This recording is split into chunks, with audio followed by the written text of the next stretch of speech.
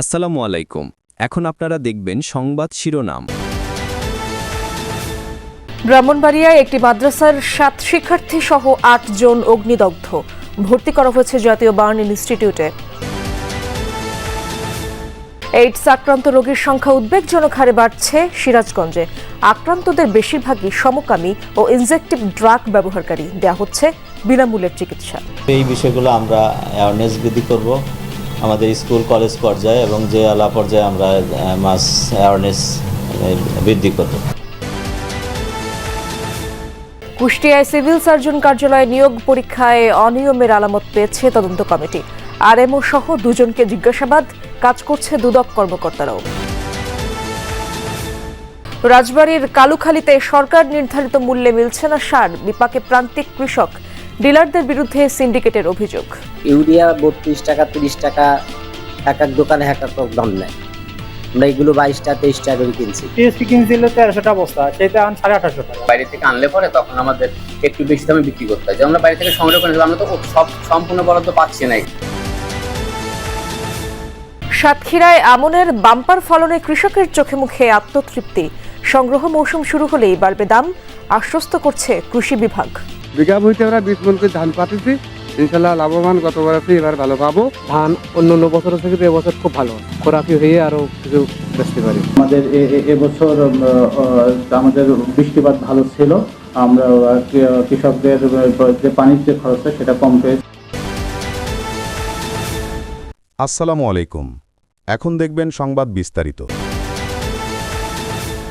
সিরাজগঞ্জের এআরটি সেন্টারে উদ্বেগজনক হারে বেড়েছে এইচআইভি পজিটিভ রোগীদের সংখ্যা। গত 6 বছরে সেখানে চিকিৎসা নিতে আসা রোগীদের মধ্যে 255 জন এই মরণ ব্যাধিতে আক্রান্ত।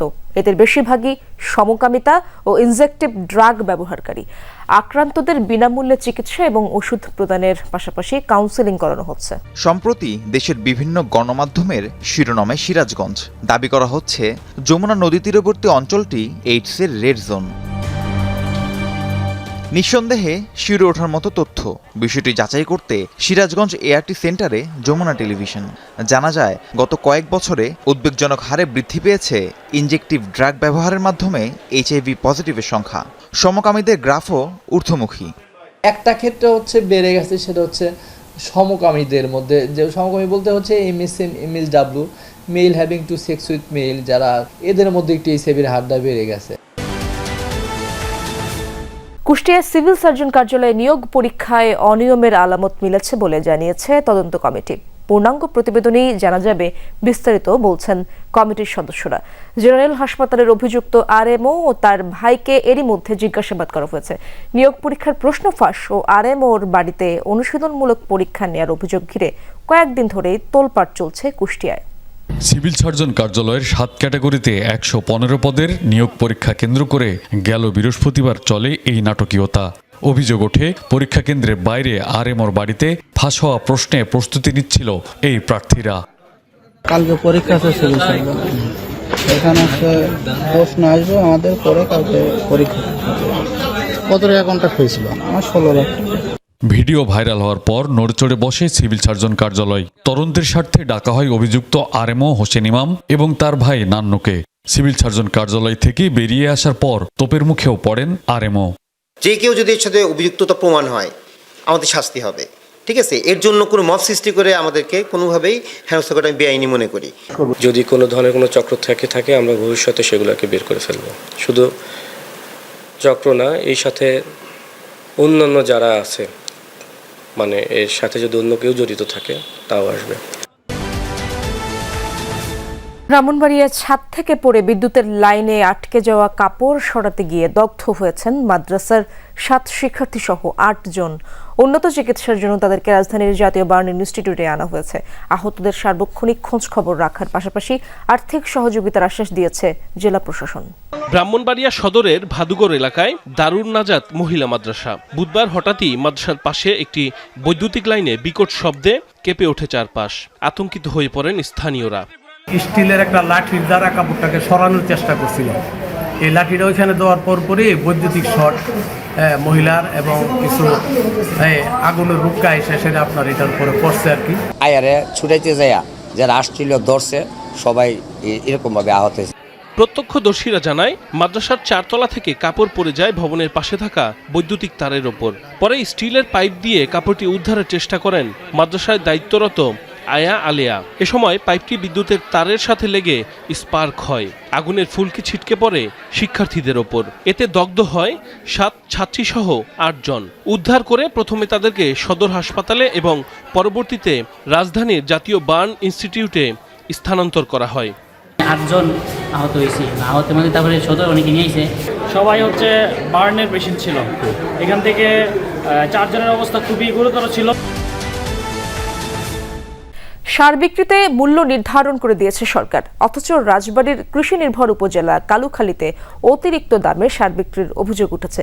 এতে বিপাকে পড়েছে স্থানীয় কৃষকরা।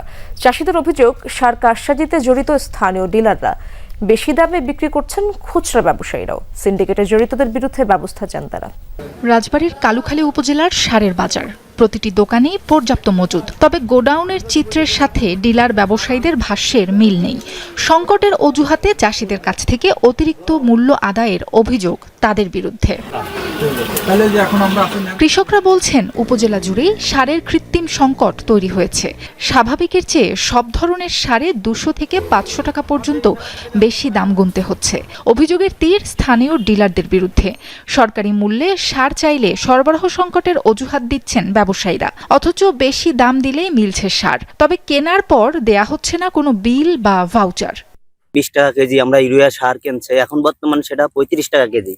দিন দিন সারের দাম ঊর্ধ্বগতির দিকে যাচ্ছে। 1 কেজি সার কিনছি, আপনার টিএসপি কিনছিল 1300 টাকা বস্তা, সেটা আন 1850 টাকা।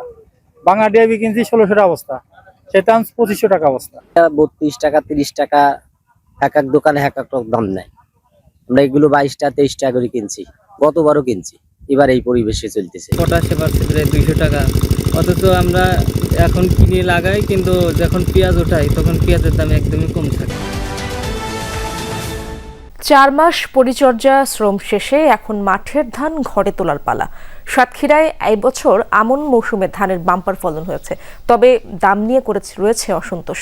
কৃষকরা বলছেন, সবকিছুর দাম বেড়েছে, ধানের দাম বাড়েনি। সরকারের সংগ্রহ মৌসুম শুরু হলে দাম কিছুটা বাড়বে বলছে কৃষি বিভাগ। রোদে পুড়ে ঘামে ভিজে ধানদিয়া ইউনিয়নের এনায়েতপুর গ্রামের কৃষক নিয়ামত আলী দেখছেন অর্জন কতটা।